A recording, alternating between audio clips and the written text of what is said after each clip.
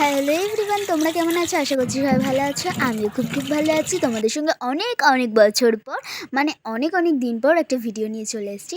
তোমরা ভাবছো এতদিন আমি কোনো ব্লগই ছাড়িনি কেন? কারণটা আমার একটু ব্যক্তিগতই থাক। তো আজকে আমি ভাবলাম তোমাদের সঙ্গে একটা রেসিপি ভিডিও শেয়ার করি, কারণ আমার কন্টেন্টের কম পড়ে গেছে। আর তোমরা ভাবছো আমার ডেলি ব্লগগুলো কী হচ্ছে? আমার ডেলি ব্লগ এখন একটু চেঞ্জেস এসছে, তাই জন্য ভাবলাম ওকে ওগুলো একটু পরে শেয়ার করা যাক, এখন একটু রেসিপির ভিডিও শেয়ার করা যাক।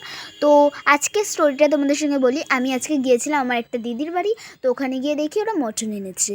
তো ভাবলাম চলো আজকে একটা রেসিপি ভিডিও করা যাক, কারণ আমার কন্টেন্টের কম পড়ে গেছে।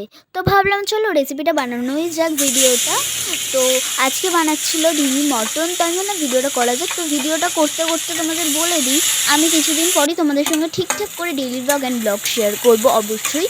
এখন তোমাদের একটু ম্যানেজ করতে হবে। আর রেসিপির ডিটেলস আমি স্ক্রিনে দিয়েই দিয়েছি, তোমরা অবশ্যই যে দেখে নিও।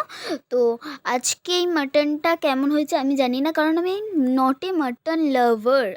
আমাদের পরিবারটাই মাটন খাই না, যদিও বা আমরা চিকেন খাই, বাট মাটনটা খাই না। কিন্তু তোমাদের জন্য আমি শুধুমাত্র এই ভিডিওটা করেছি।